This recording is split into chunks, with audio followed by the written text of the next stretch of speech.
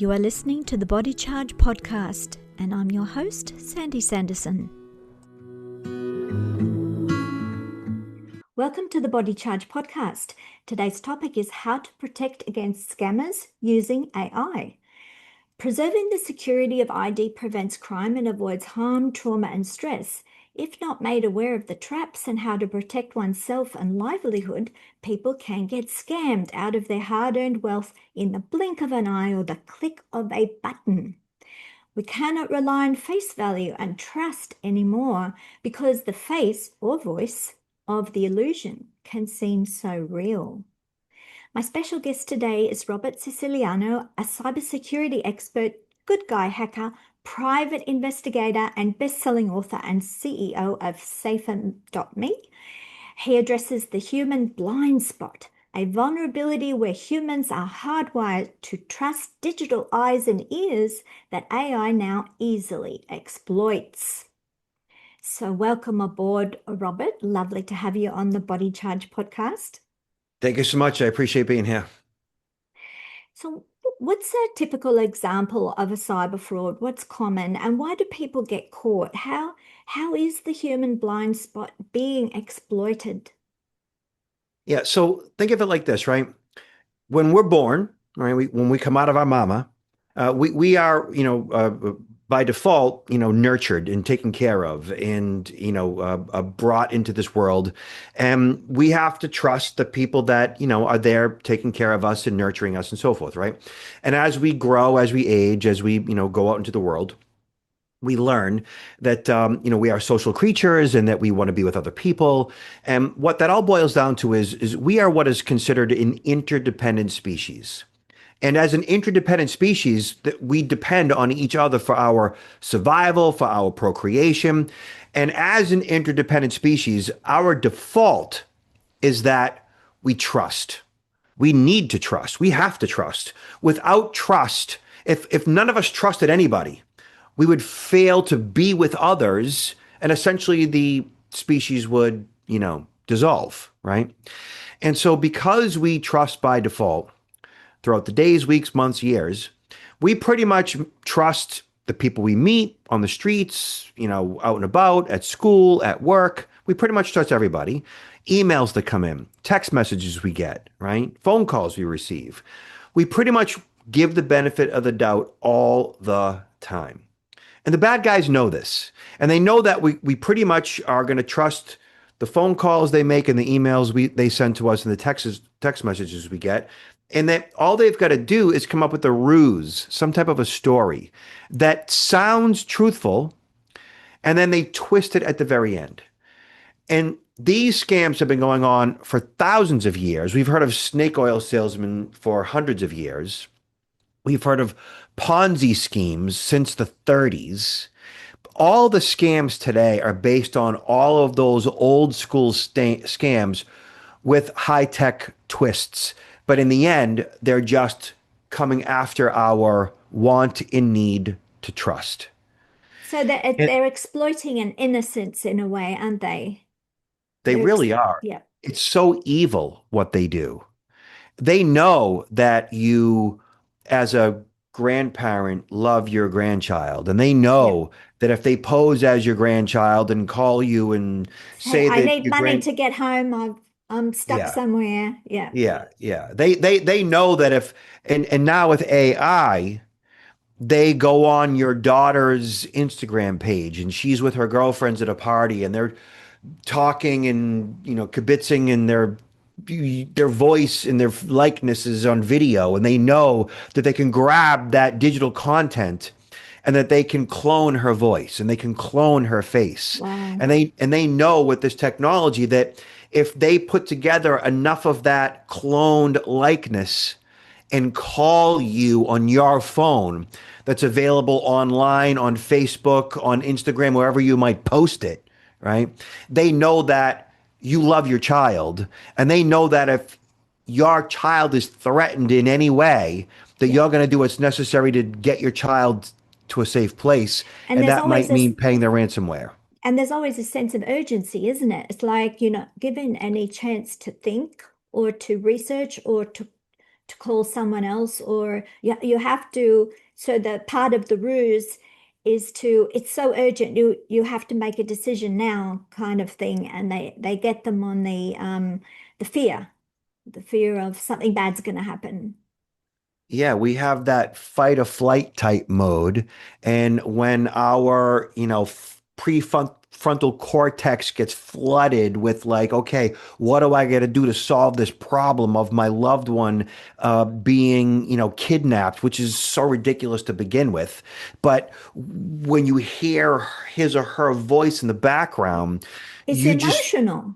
it's yeah, Yeah, and it's normal and it's natural for you to protect your cubs. I yep, call my wife, Mama Bear because she is Mama Bear.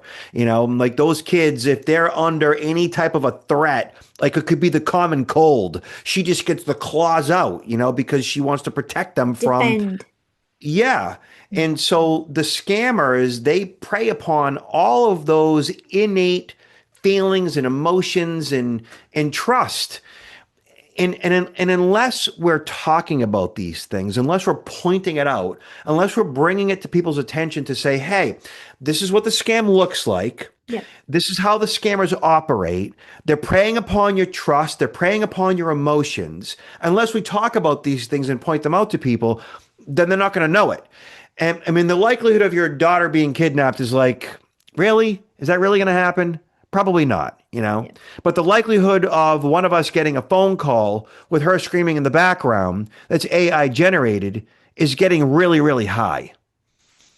So we, in that situation, if it should arise, what's the number one thing we need to do to be on the safe side? Is So disconnect.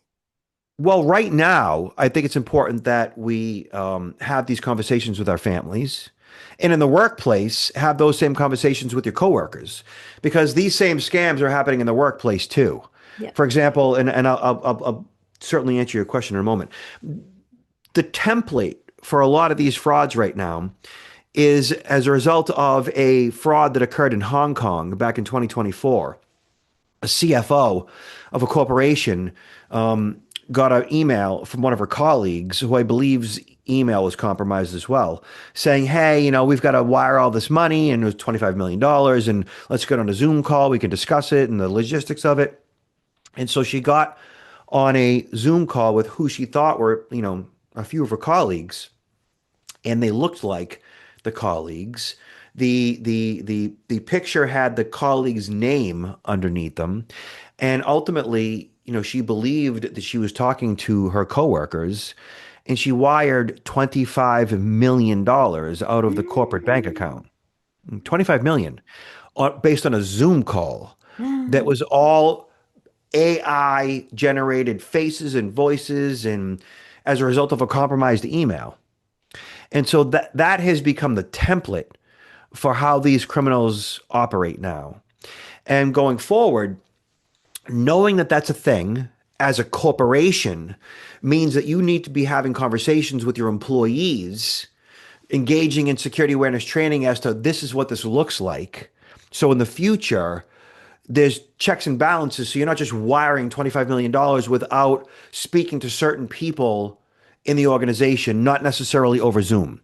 So that Now, reminds me, sorry to interrupt, reminds me of Maxwell Smart, Agent 86, and they had the dome of silence come over them. They were face to face and no one could eavesdrop. So when you're with your employees, you have to have a dome of silence, be face to face and go, what's a secret code word when we're doing Zoom so as not to get caught?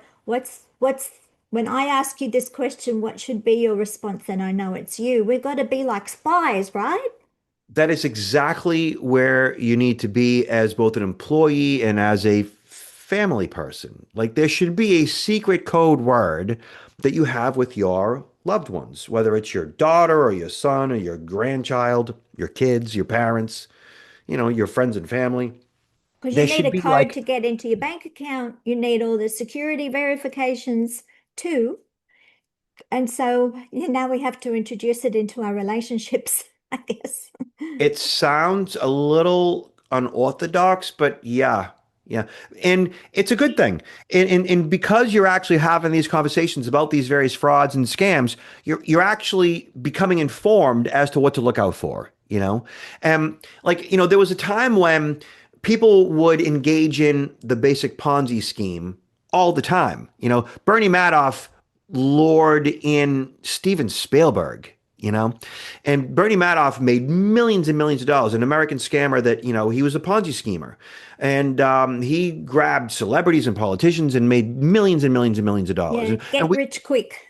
get rich quick, yeah. And in lying through the paperwork and using celebrities to promote his business. And we've become savvy to things like that. And like generally, like we wouldn't make investments unless we were working with our financial advisor and we have access to a portal online that shows where our money's at. We're not just like believing an invoice that was mailed to us, because you can easily compromise that. You can also compromise an online portal too. But you need to like be conscious of all the various ways that these scammers are scamming.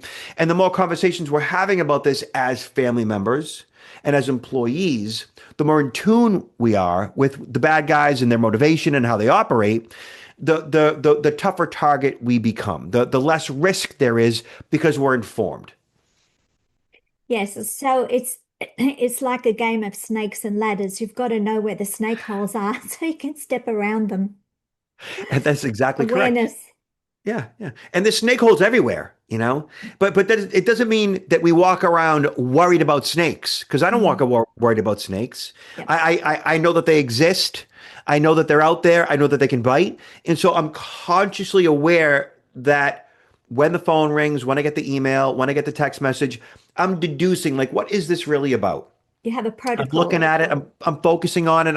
I'm dissecting it. Before I react, before I respond, I determine like, should I click on this link or should I just go right to the website? Should Yeah. I make this Yeah. phone call or should I just log into the web portal on my own? Like I'm thoughtful about what my reaction is to all this inbound potential fraud, which these days is showing up in my inbox. These days, it's ending up right on my phone in my text messages. So I'm always aware of what this is and what the repercussions of my reacting to it are. We could spend 100 years talking about thousands and thousands of different scams and what they look like and how they operate. But I don't know that that's necessary. I think what's necessary is we just talk about the big picture and what your reaction and what your response should be when the inbound communication comes in and why we as humans trust by default and what about us our emotions make us vulnerable. And so if you kind of like talk about all that stuff, it kind of like makes the scam that much harder to pull off because now you have a certain awareness about you. You have a certain understanding of how this all works and how you react and how you respond. And so now you become cyber aware and much more digitally literate regarding all this stuff. Yes, and also learning to recognize the tactics. If they're using a lot of emotional pulls and emotions and fear of loss, and you have to act now, all of these are tactics to get you to make a bad decision. So you've got Yeah. to step back from it and go, okay, thanks very much for letting me know. I'll just ring the police now. I'll And just do the something else.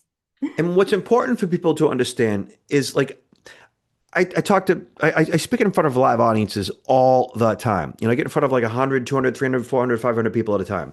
And I hear over and over and over again, like at the end of the presentation, like somebody will say, if these criminal hackers, like if they took what they knew and for good, they could cure cancer. Like they're just so smart, which they are. But the problem with that statement and the problem with that is like these criminal hackers, they're sociopaths, they're psychopaths, Yeah, they're have no hardcore sympathy. no sympathy, no empathy, no remorse, no guilt. They're not curing cancer. They don't care about you. They don't care about me. All they do is they're hardcore narcissists. All they care about is themselves. Okay. And so when we come to the table with that knowledge, And they're good actors. understand they're perfect actors. They look at you straight in the eye and they lie to you with zero facial expressions. And they're evil. They truly are evil. They will take every single dime away from a man or a woman who's in their 60s, 70s, and 80s, and they don't have much left. And they'll take every single cent that they have and they'll pull right up to their house to do it because they don't care about anybody but themselves. They are the true predator and we are the prey. They are the lion, we are the gazelle. And that's how it is. But as the gazelle, all you got to do is see the lion coming, run a little bit quicker, and you're good. Yes, and connect more with the herd because there's a lot of eyes and ears in the herd that that contribute to the overall let's all be safe and go this way. So if you're confronted with something that could be, you're suspicious, ring someone you trust. Don't make any spontaneous decisions. Just connect with people very close to you directly, not digitally, Yeah. and I think right now get it's backup. I think right now it's more important than ever to engage the herd. I've been doing what I do for 30 plus years, and for 30 years, at the end of every single presentation that I've delivered, every single one, I've always said to these people in my audiences, listen, don't worry about anything that we've just discussed. Just do something about it. Just put these various systems in place and you're going to be fine. But I got to say, for the first time in my entire career, I'm a bit worried. And the reason why I'm worried is because of the AI stuff, because the deep fakes, because the voice clones, because the face overlay, because now you can take the exact likeness. You can take me right now, the video of you and I right now, and take that and dump it into a software program and duplicate it. And human beings are not capable of telling the difference. That's what I'm concerned about. But again, if we talk about all this stuff, then we can kind of essentially, to a degree, inoculate, vaccinate ourselves so that, like, when we do encounter some ridiculous scenario that might involve money and kidnapping and wiring and whatever the case is, we're like, is that really like, I heard this podcast once, and is that really what's going on here? Like, so now we have like an awareness of what's going on. And one thing that I wanted to bring to everybody's attention that I've been seeing, and this is like a real problem. I spoke in Florida, US, not too long ago, for a financial service professional's clients. So he's a money guy, and all of his clients, they invest with him, and two of his clients, a couple, man and a woman, I think the husband got an email, and the email revolved around him making some investments in cryptocurrency. And so, being a retiree in his mid 70s, had a bit of time in his hands and decided to learn about, the crypto investing in regards to the email that he got. And so he invested, and he invested like $1,000. And within a week, that $1,000 turned into $1,500. And like a Ponzi scheme, he had the ability to withdraw that money. He could have immediately made 500 bucks off But of his he thousand, put it all back in, right? put it right back in. And then he's like, you know what? This is great. He told his wife, That's a and she's casino. like, yeah, yeah, yeah. And so he invested in $10,000. That 10,000 turned into $15,000. And he could have taken the money out anytime he wanted. Okay. But he had a belief that was being He, strengthened. The story got stronger. and so what did he do? He invested 100 grand. And that 100 grand became $150,000. And he reinvested that. And he could have taken the money out anytime he wanted. And they said, take it out anytime you want. What do you think he did next? He started withdrawing his investments. He mortgaged the him and his wife's home. They invested $600,000 into this scheme. After 3 months, they thought they made 2.2 million. When they went to take the money out, everybody vanished. They lost $600,000. They went bankrupt. They lost their home. Like that is, in the course of my career, my entire adult life, the only like seven-figure frauds I've ever seen generally revolved around major corporations getting bilked or massive Ponzi schemes, with celebrities and politicians. Everyday people like you and I, like everyday The, people, the, the mum and pop investors. getting scammed for, 50, 60 grand. I've seen that. Now I'm seeing multi six figures in seven figures, millions. People like you and I that don't have that kind of money. It's like our entire everything Yep. lost. And I've never seen more of those frauds happening for six and seven figures in such a concentrated period of time. I'm seeing like this happening a couple of times a week now. Wow. Whereas, a few years ago I'd never see it. And a couple of years ago I might see it like once a month. Now I'm seeing it multiple times a week. It's bad. And one of these scams, and the one that I mentioned with the crypto, it's called pig butchering.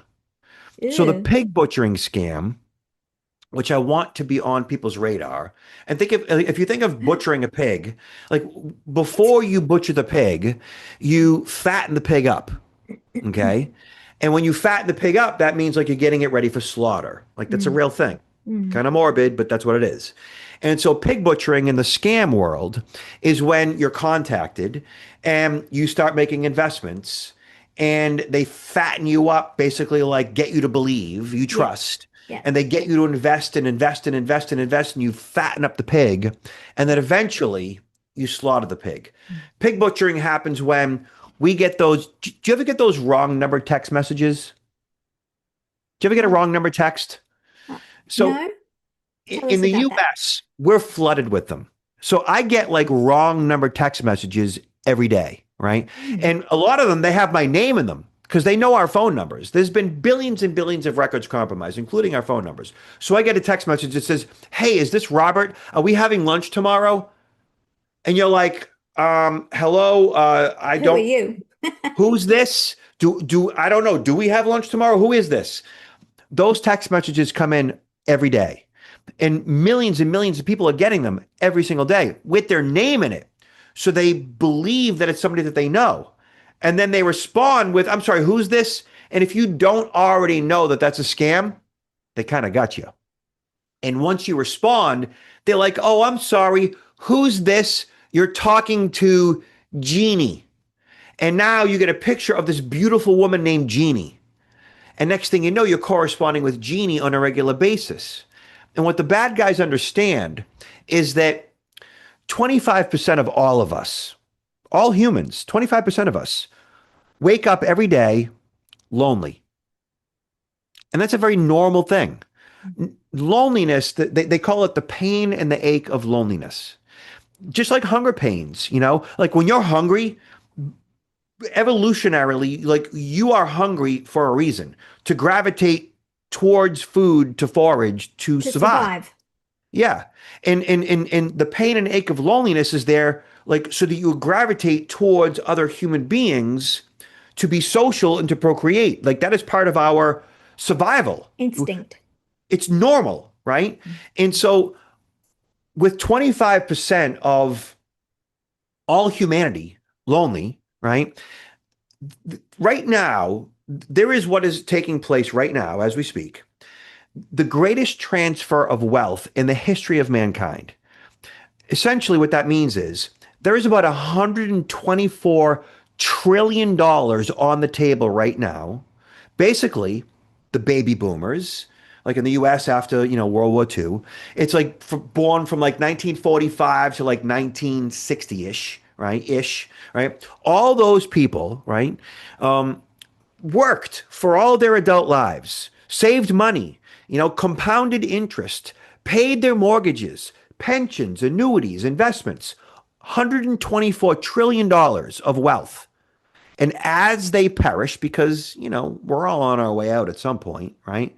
My dad, for example, he's one of those people. He's like 78 years old. He worked as a union HVAC guy, 40 something years in the trades, saved his money, pension annuity, compounded interest.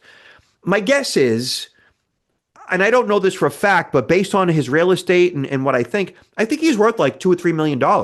You know what I mean? From working his whole life, Well, you that's know? most of that's inflation these days, right? Everything's gone up astronomically since COVID. Yeah. And so he has all that money like socked away, equity in his home, And when he passes, where's that money going?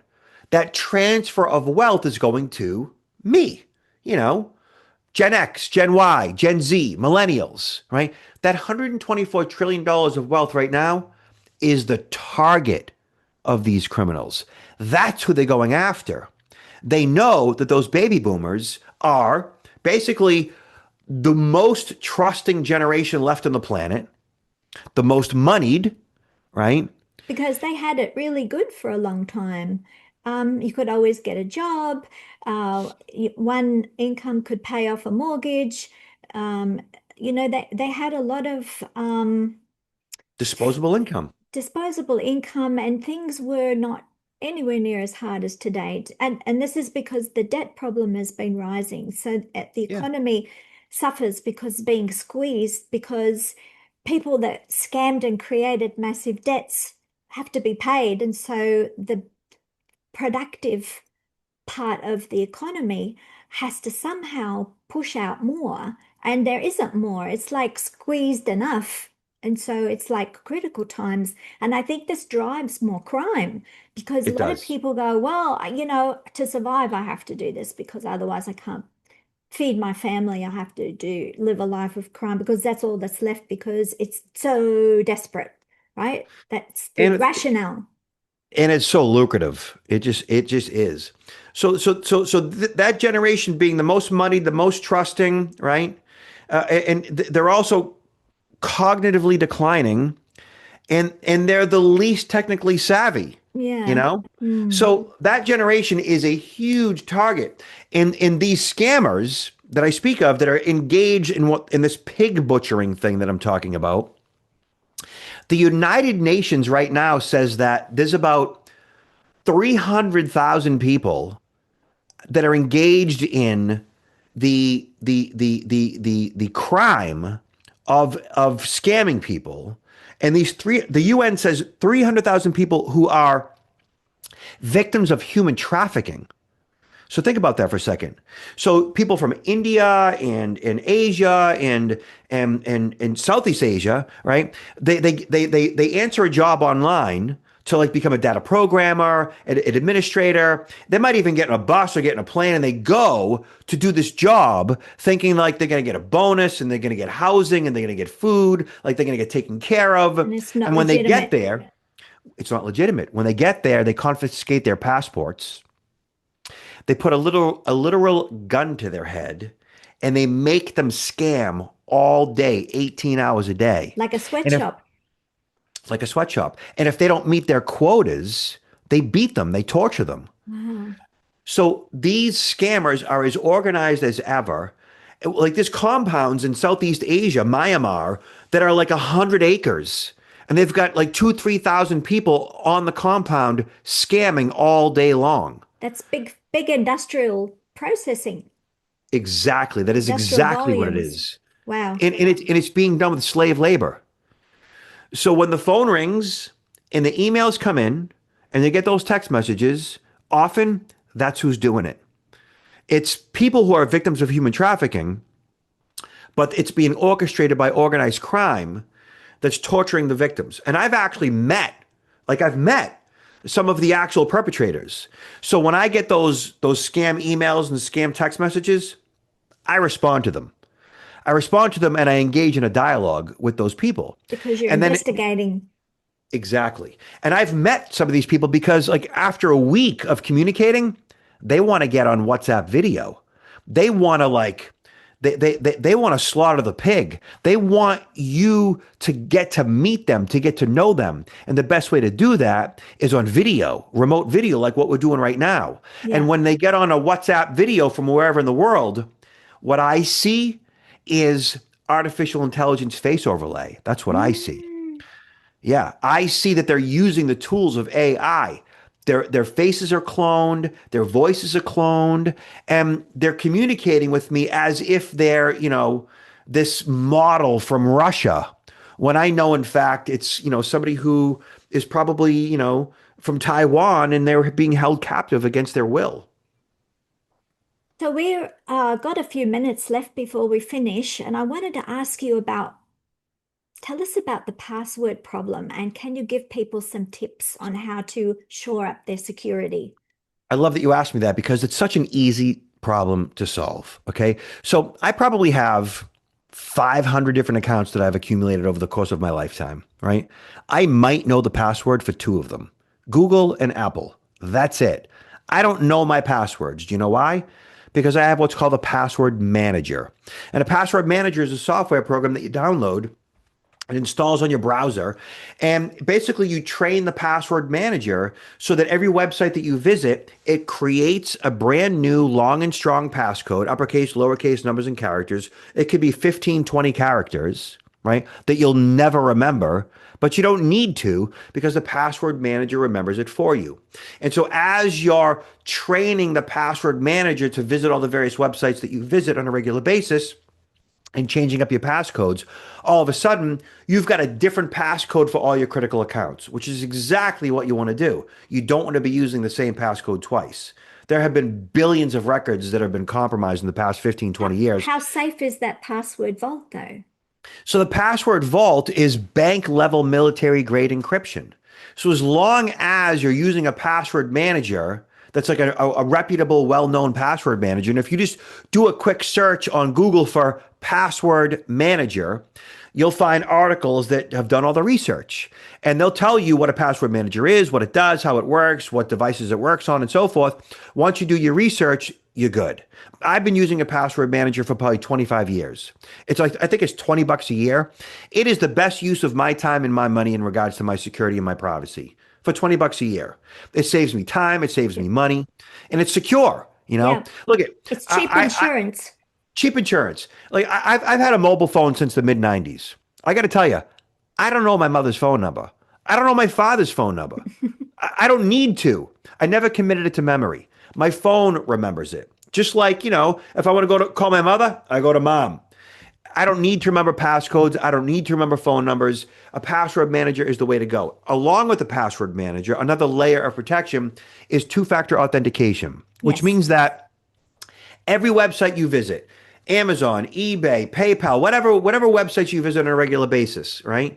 That require any financial information whatsoever. Two-factor authentication is an extra layer of protection beyond your passcodes. So for example, Amazon, PayPal, whatever the case is, Costco. If you have an online account, search Amazon two-factor, and you'll find a website at Amazon that shows you exactly how to enable two-factor authentication for your Amazon site. Yeah, Do so these things and you're yeah, so much better off. yeah. So they send you on SMS or an email a code, you put the code in. Um, and there's also an authenticator that you can put on your phone as well, Yep. which with certain software platforms that will generate a random number Yeah. all the time. So yeah, the Yeah. more of these little steps we can implement, I guess they're just extra safety precautions, which we do need these days. They Uh, call that layers of protection. And the more yeah, layers you have in place, the more secure you're going to be. It's all about becoming a tougher target. And the tougher target is one that essentially has, some type of identity protection or a password manager or, two-factor authentication, somebody who locks their doors or has a home security system. You do all these different things. They're all layers of protection. You become a tougher target. That's what yes, a security is. It's easy. deterrent. Yeah. Yeah, yeah, So tell people where they can find you because we're just about to finish yeah. because I they'll am. certainly want to know more. Yeah, yeah, yeah. I am online at protectnowllc.com. Again, protectnowllc.com. If you search Robert Siciliano, Siciliano, it's hard to, not find me. I'm all over the webs. And I hope you like this conversation and will share it with others. Let me know what you thought about it in the comments below. If you want to listen to other Body Charge conversations, click like, subscribe, the bell icon, and click all notifications. Subscribe to our newsletter to get updates on blogs, podcasts, videos, and magnesium special offers at electromagnesium.com.au. Relax, recharge, and recover.